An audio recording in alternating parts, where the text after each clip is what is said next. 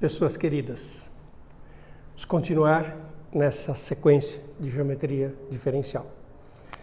Pelo tudo que eu falei nos vídeos anteriores, ninguém mais vai estar surpreso que a partir de agora eu só quero curvas regulares, né? Então minha curva é regular, significa que ela é diferenciável, posso colocar quantas derivadas eu quiser. Daqui a pouquinho, nos próximos vídeos, eu vou precisar derivar até a segunda derivada. E aí, bom, a gente supõe que ela tem primeira, segunda, terceira derivada. Regular, né, que o vetor tangente é sempre diferente de zero. O vetor derivada, que é o vetor tangente, é sempre diferente de zero. E a gente consegue introduzir o conceito de comprimento de arco. Então eu quero discutir como é que eu calculo o comprimento de uma curva em geral. Observa que na geometria básica, até do ensino médio, você só calcula comprimento de segmentos de reta e comprimento de circunferência.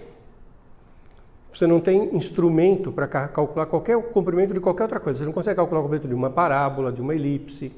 A gente não tem fórmulas para isso na matemática básica. Aqui a gente vai obter uma fórmula. Então eu quero falar do comprimento. Na verdade, o comprimento é do traço, né, dessa figura geométrica, que são os pontos. A gente vai indicar isso por L, todos os livros usam L, que vem do inglês, né, comprimento. E a gente simplifica, ao invés de falar o comprimento do traço, fala o comprimento da gama. Mas, na verdade, é o comprimento do desenho, que é o comprimento do traço. Eu vou fazer uma motivação. E depois eu vou dar uma definição. É muito importante, do ponto de vista do rigor, e eu já vi muita gente fazer confusão, a gente fala assim, que bonitinha essa demonstração que você fez do comprimento. Não, não é uma demonstração, é uma motivação. Uma motivação para uma definição que eu vou dar em seguida. Tá? Mas é muito bonitinha. Então imagina o traço. Imagina que você faz uma partição aqui no domínio, no intervalo de saída, você pega intervalinhos menores. Vocês já vão entender por que eu estou querendo fazer intervalinhos menores. E eu pego dois pontos, a imagem no instante T1, imagem no instante T2, que eu coloquei de forma genérica TI, TI mais 1, e eu tenho dois pontos sobre a curva. Agora, olha a sequência de trocas que eu vou fazer. Eu quero saber qual é o comprimento do arco curvo, que eu vou escrever assim, olha, gama de TI mais 1, e vou pôr um arco por cima. Eu quero o comprimento do arco. Bom, o comprimento do arco é próximo com o comprimento do segmento.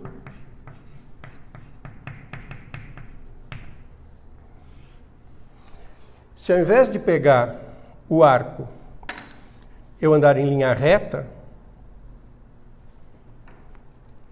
eu tenho um segmento. E o comprimento do arco é parecido com o comprimento do segmento, principalmente se eu tiver pontos muito próximos. Essa precisão aumenta quando eu faço uma coisa que em matemática vai se chamar diminuir o diâmetro da partição, fazer uma partição com muitos pontos aqui. Na verdade, fazer o tamanho, né, dos intervalos tender a zero, o número de pontos tende a infinito, e aí esses pontinhos vão ficando cada vez mais próximos, e essa aproximação entre o arco e o segmento é mais precisa. Naquela aula de vetores de geometria, vocês devem se lembrar que eu fiz uma coisa assim, ponto mais vetor, e dava um ponto, que eu discutia que eu tinha um ponto, entendia o vetor como deslocamento, chegava num ponto. Ponto A, vetor V, ponto B. Isso é super rico, super importante. E me permite brincar com o seguinte. Se eu passar o B para o lado de cá, ou o A para o lado de cá, eu tenho que o V é B menos A. Eu posso introduzir diferença de dois pontos dando um vetor. Ponto final menos o ponto inicial dá o vetor. Então, esse segmento eu posso pensar que é o gama de TI mais 1 menos o gama de TI, ponto menos ponto, que isso dá um vetor, e eu pego o módulo deste vetor. Olha que eu estou fazendo trocas. Eu quero o arco, peguei o segmento, Do segmento eu transformei num vetor, que é dado como a diferença de dois pontos, e peguei o módulo, ou norma, do vetor, que está aqui. Aí tem um teorema, chama teorema do valor médio, na verdade, que é do cálculo, tá? Na verdade, isso aqui é o seguinte, x de ti mais 1 menos x de ti, e na mesma coisa na ordenada, y de ti mais 1 menos y de ti. Estou fazendo a diferença das ordenadas e diferença das abscissas. Teorema do valor médio, lá do cálculo, isso aqui é igual ao módulo do vetor x' de um certo t barra, delta ti, y' de um certo t duas barras, delta ti, e módulo do vetor. O que importa é que isso é aproximadamente, outro aproximado, olha, tem um monte de aproximados, ao módulo do vetor x', y', que é o vetor γ' no ti vezes delta ti. Delta ti é o tamanho do intervalo aqui no t, que eu fiz para ir do ti até o ti mais 1. Então, usando o teorema do valor médio do cálculo, claro que são coisas bem sofisticadas, né? Mas são básicas no cálculo 1. O comprimento daquele arco, que já tinha ficado igual ao parecido com o comprimento do segmento, agora está parecido com o comprimento módulo do vetor tangente delta ti. É uma terceira entidade, tá? Essa terceira entidade é o seguinte, é o vetor tangente aqui, vezes um certo delta ti. Então, eu queria o comprimento do arco, que no meu desenho está em branco, é aproximadamente o comprimento do segmento, que no meu desenho está em vermelho, que é aproximadamente o comprimento desse vetor azul, que é o γ' vezes o delta ti. O γ' pode ser maior ou menor, vezes o delta ti ele fica ajustado. Então, todas essas coisas estão próximas umas das outras. Tá? Aí o comprimento do γ é aproximadamente a soma em I, todos esses intervalos, do módulo do γ' de ti, delta ti. E agora, finalmente, a definição inspirada em cálculo. Supondo essa curva regular, agora eu vou supor que ela é de classe C1, quer dizer, de classe C1, que ela é derivável, e que a derivada é contínua. Isso é um detalhe técnico do cálculo. Para quem não estudou muito o cálculo, é só um detalhe técnico para que tudo faça sentido. E o que é o comprimento da curva? Só que eu estou tomando isso como definição a partir de toda essa motivação. O comprimento da curva, eu faço o limite disso quando o diâmetro da partição vai para zero, e isso vira integral de A até B do módulo de γ' de t dt. Vira uma integral de uma variável. E o comprimento de qualquer curva que seja regular, com derivada e derivada bem comportada, é dada por uma integral. De um lado, a gente tem que trabalhar com integral, que é uma coisa do cálculo, que é mais sofisticado, mas isso é extremamente rico, porque me permite calcular o comprimento de qualquer coisa. Então, se vocês quiserem calcular comprimento de circunferência de qualquer curva, vocês podem calcular usando esses exemplos. Vou fazer um exemplo para vocês de cálculo de comprimento de curva que não seria trivial com a matemática elementar.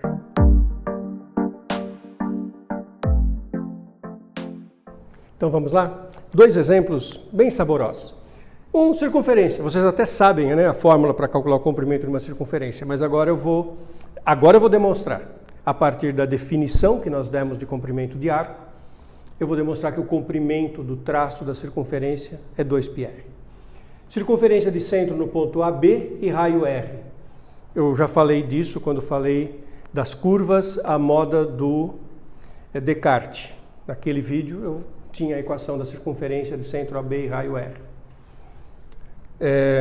Para dar uma circunferência inteira, o t tem que percorrer pelo menos uma volta, né, de 0 a 2π. O vetor derivada, γ' de t, deriva as constantes da zero, derivada de cosseno é menos seno, então menos r seno t, derivada de seno é cosseno, r cosseno t, e o módulo do γ' de t é r. Raiz quadrada disso ao quadrado mais isso ao quadrado dá R2, seno quadrado, cosseno quadrado, relação fundamental da trigonometria dá 1, fica a raiz de R2, R é positivo, então isso dá R. E o comprimento dessa curva é a integral de 0 a 2π do módulo do γ'. E aqui precisa saber um pouquinho de cálculo, né? Integral de 0 a 2π da constante R dt, que é 2πr. Então está aqui uma demonstração de que o comprimento da circunferência é 2πr.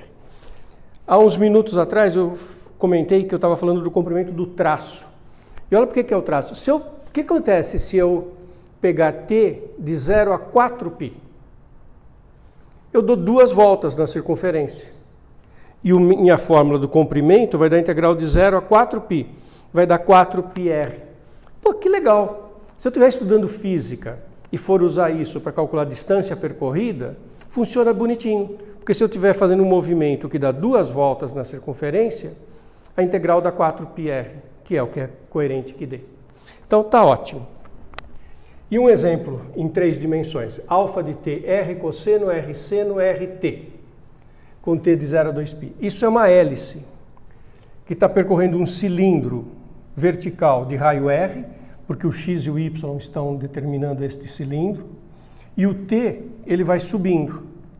Então, de 0 a 2π, eu começo no ponto R0, 0, e eu termino no 2π no ponto R0, 2π, um ponto que está aqui no alto.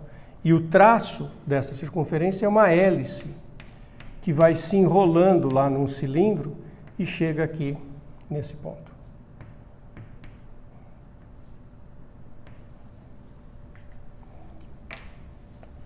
Observe que o tangente alfa' de t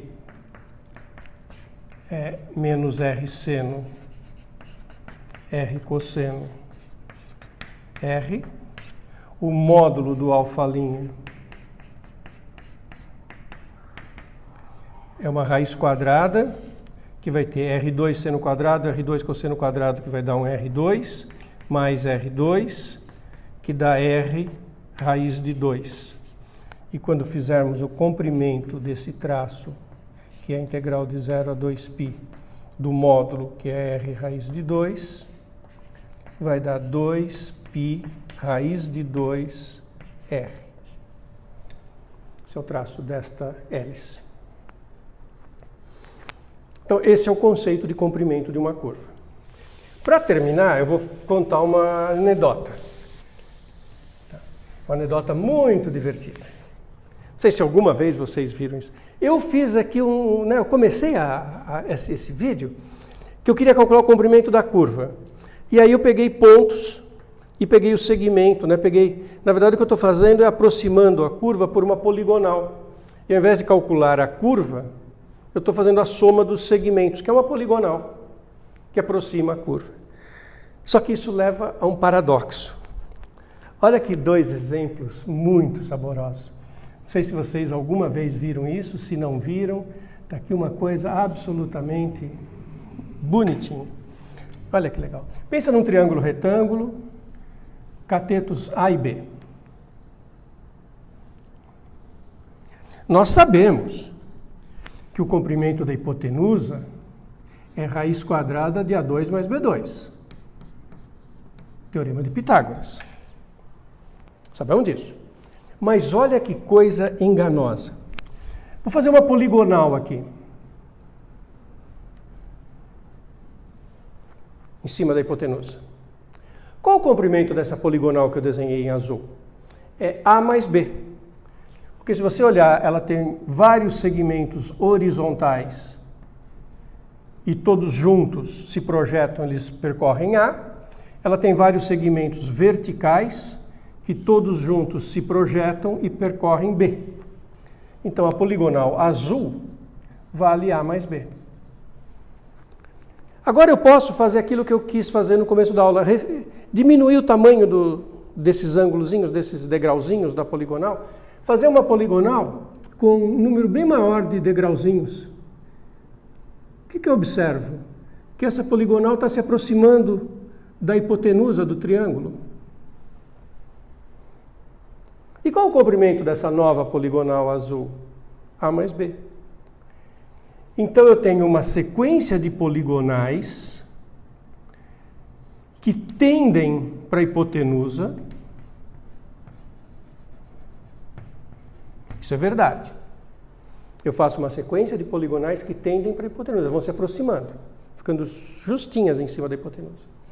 O comprimento de todas as poligonais é A mais B, porque todas as segmentos horizontais totalizam A e todos os verticais totalizam B. Mas se a poligonal está tendendo para a hipotenusa e o comprimento da poligonal é A mais B, eu concluiria que o comprimento da hipotenusa é A mais B e não raiz quadrada de A2 mais B2. Opa, não vale o teorema de Pitágoras mais? Perceberam o paradoxo? Que delicioso. O que aconteceu? Então, olha que sutil. Para que esse argumento do comprimento, para que eu possa dizer que o comprimento das poligonais tendem para a curva, como eu usei no comecinho da aula, as poligonais têm que estar inscritas na curva. Todos os vértices têm que estar na curva. Não pode ter vértice fora. E quando eu fiz a minha escadinha aqui, minha poligonal na hipotenusa, eu tinha uns vértices que não faziam parte da hipotenusa. Aí não é mais verdade que o comprimento tende para o comprimento. Para que eu possa escrever essa frase aqui, comprimento das poligonais tendem ao comprimento da hipotenusa, isso só é verdade se as poligonais estiverem inscritas na hipotenusa. Todos os vértices estiverem sobre a hipotenusa. Se tiver vértice externo, isso não vale. E é esse o erro desse argumento. Mas é muito paradoxal, né? Parece que o teorema de Pitágoras, de repente, estaria errado. Mas, bom, vocês entenderam, né? Quer ver uma outra coisa divertida com isso? Pega uma circunferência, raio, sei lá, raio 1. Todo mundo sabe que o comprimento da circunferência é 2π. Põe um quadrado em volta. Quadrado circunscrito aqui. Bom, se o raio é 1, o lado do quadrado é 2. O comprimento do quadrado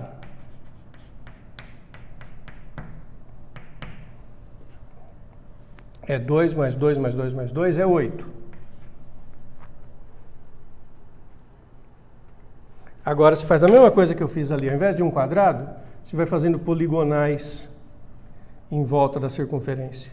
Com a mesma estratégia de, ao invés de um quadrado, você vai fazendo poligonais que vão se projetar sobre a circunferência. Qual o comprimento dessa poligonal que eu comecei a desenhar usando a cor laranja? 8. Porque ela tem um monte de segmentos horizontais. Esses daqui vão totalizar 1, daí vai ter os do lado esquerdo que vão totalizar 1, vai ter os horizontais aqui embaixo que vão totalizar 1, os horizontais aqui 1, os verticais 1, os verticais 1. E o comprimento dessa poligonal é 8. E as poligonais tendem para a circunferência. E daí daria a impressão que 8, será que é igual a 2π? Será que π é 4? Claro que não. Por que não funciona? Porque eu peguei poligonais que não estão inscritas na circunferência. Para que funcione, e aí o Arquimedes fez isso antes de 300 de Cristo, antes do ano 300 antes de Cristo. Ele quis estudar a circunferência, ele colocou polígonos dentro da circunferência, mas os polígonos do Arquimedes estavam inscritos na circunferência. Ou seja, todos os vértices tinham que estar na circunferência para que o raciocínio funcionasse, e o Arquimedes sabia disso. Se colocar poligonal com vértices fora, aí nada funciona. Saboroso, né? Paradoxal. Legal, gente. Ficamos por aqui.